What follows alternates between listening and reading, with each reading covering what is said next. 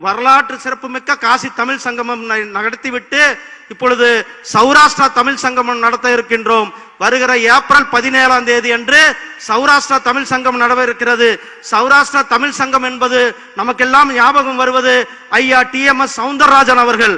அவர்கள் 50 ஆண்டுகளுக்கு முன்னால் என்ன சொன்னார்? உலகங்கள் யாவும் உன் அரசாங்கமே, ஒவ்வொன்றும் நீ செய்யும் அதிகாரமே என்றார்.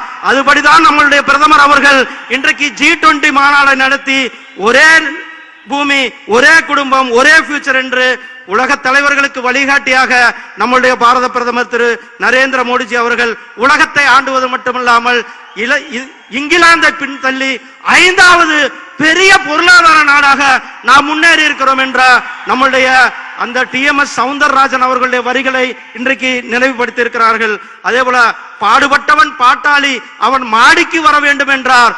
அதுதான் அனைவருக்கும் வீடு கட்டும் திட்டம். கிட்டத்தட்ட 1.77 கோடி வீடுகள் கொடுத்து தமிழ்நாட்டில் மட்டுமே 7.2 லட்சம் வீடுகளை கட்டி கொடுத்திருக்கிறார்.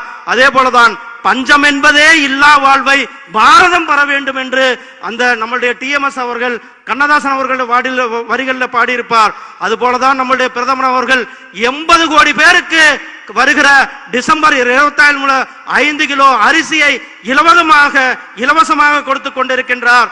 எப்படி 50 ஆண்டுகளுக்கு முன்னால் அந்த முருகப்பெருமானிடத்தில் உருகி TMS அவர்கள் வேண்டினாரோ அதை இன்றைக்கு நம்முடைய பிரதமர் திரு நரேந்திர மோடிஜி அவர்கள் நிறைவேற்றிக் கொண்டிருக்கிறார் என்பதை இந்த இடத்துல சொல்லிக்கொண்டு விடைபெறுகிறேன். நன்றி, வணக்கம்.